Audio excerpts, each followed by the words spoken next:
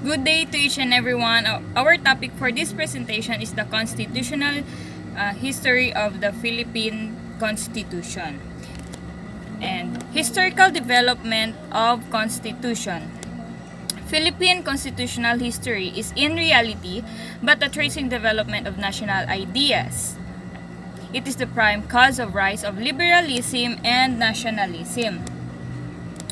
Even more than this, it is a study in civilization and their curious fusion in this remote isle, the growth of what we are pleased to call the Constitution of the Philippine Island reaches to a remote past, and proceeds therefrom to an intensely active present.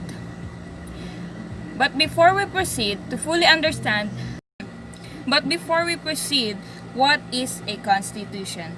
To fully understand how the Constitution evolved, let's start with a definition of a Constitution. A Constitution is a set of rules that guides how a country, state, or other political organization works.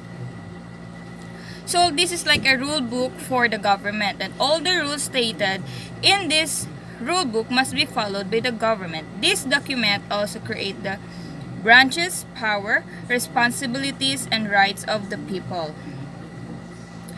And it is illegal for the government to violate this right. If they do, they'll be punished by the law. The Constitution is also known as the supreme law of land. This means that it is the highest law in the country. The government cannot pass a law which goes against the Constitution. All law must comply with these principles set out in a Constitution. Take note, no one, not even the President, can go against the Constitution. Did you know that every February 2 is our Constitution Day? For those who are not aware of this, for every change in the Constitution, the President will release a proclamation to commemorate the date when the charter will take effect. This day is called Constitution Day. The latest Constitution of the Philippines was ratified on February 2, 1987. This is the reason why we celebrate our Constitution Day every 2nd of February. Now that we already know the meaning of the Constitution, let's proceed to the importance of Constitution. Now that we all know the meaning of a Constitution, let's proceed to the importance of a Constitution. First is to maintain law and order. Imagine our country without a Constitution. It will be in chaos. We Filipinos will be denied of our rights, and anarchy is possible. When we say anarchy, it is a state of society without authorities or a governing body. So what? Without someone who will lead us, a society will be in a total confusion. Second, it imposes rules and regulation. The Constitution serves as a guide to the government officials in managing the government. It tells them the things that they should do and the things that they should not do. Third, it protects the rights and freedoms of the citizen. If you are posting right now on Facebook, Twitter, Instagram, you are exercising your freedom of expression expressed in our Constitution. This is just one right. There are other rights that we can enjoy because of our Constitution. So we really need to be thankful to our Constitution. Fourth, it limits the power of the government. Without Constitution, greedy official will take advantage and the government will function according to its will. So it is a must for us to have a Constitution. Now let's talk about the evolution of the Philippine Constitution. What you are seeing right now is a timeline of all the constitution in the history of the Philippines. We have a total of 6 constitutions, starting from the first constitution, the 1899, Malolos Constitution, down to the latest 1987 Constitution. Among these 6 constitutions, only 3 effectively governed the country. These are the 1935 Constitution, the 1973 Constitution, and the 1987 Philippine Constitution. Later on, you will understand why only 3 effectively govern the country. For now, I will explain the Malolos Constitution. On our Philippine history, we've already learned and discussed in the class that the Philippines was under the Spanish rule for 333 years. From 1565 to 1821, the Philippines was indirectly governed by the King of Spain through Mexico because of the distance of the Philippines from Spain. Then, from 1821, when Mexico obtained their independence from Spain, to 1898, the Philippines was ruled directly from Spain. Most of the Filipinos thought it was a hopeless case until the Spanish-Filipino Agreement came. This agreement was called the Pact of Biak na Bato. The Spanish government agreed to grant self-rule to the Philippines in 3 years if Aguinaldo would go to exile and surrender his armies. Aguinaldo agreed to this idea. He went to Hong Kong. However, there is a tiny problem with this agreement. The Filipinos and the Spaniards, they had trust issues. The Spaniards did not pay the agreed amount. Likewise, the Filipinos did not surrender their armies. As a result, was a complete failure. This forced Aguinaldo to go back to the Philippines and declare the Philippine independence from Spain on June 12, 1898. The revolutionary forces were already in effective control of strategic parts of the country. The Filipinos were not happy with this idea of being colonized, and this forced Aguinaldo to issue a decree forming a Malolos Congress, which was a committee who was assigned to make the constitution for the first Philippine Republic. 3 days after the Philippines was established, the Malolos Constitution was also called the 1899 Malolos Constitution for the first constitution of the Philippines Republic and the first Republican Constitution in Asia. Salient features of 1899 Constitution. First, a popular representative government. Second, a unicameral legislature. When we say unicameral, it means there is only one legislator called the Assembly. The Assembly have full control over the executive power. The President was elected by the Assembly.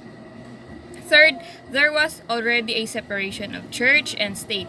Fourth, there was already a Bill of Rights, and last is already had a compulsory and free basic education. Well, there is a problem with this constitution. It was not fully implemented because of the eruption of the Philippine-US War, in which Philippines lost the battle. After the Spanish rule, the Americans came to the Philippines. The Filipinos were again colonized for the second time. During the American period, an American-inspired constitution was made.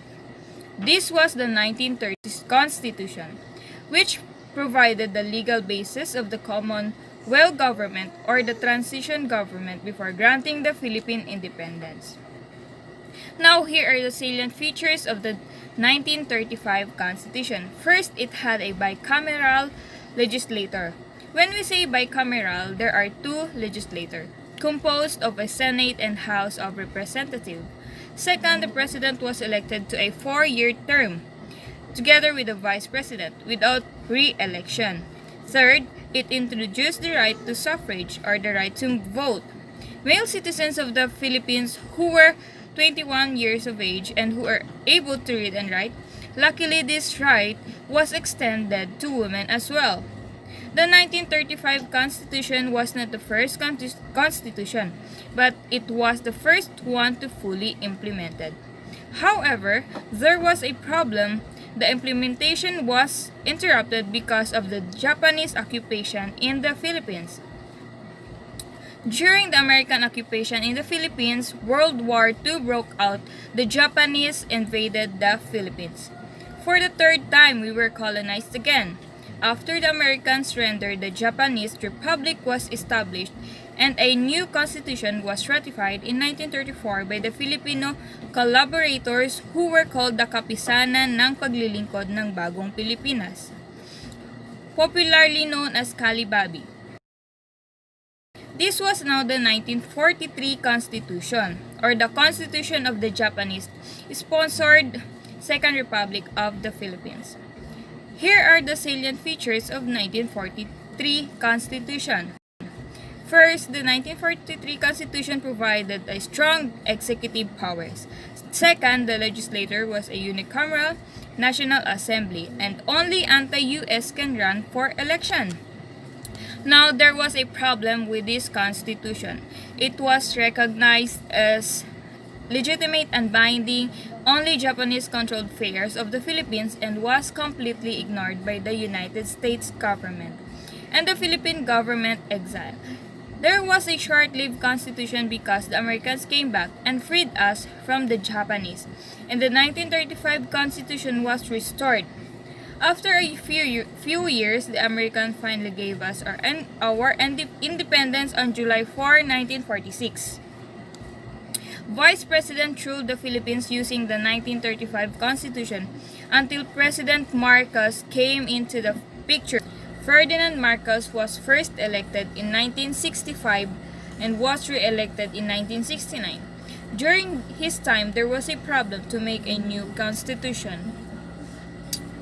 Delegates were elected to a constitutional convention began to meet in 1971.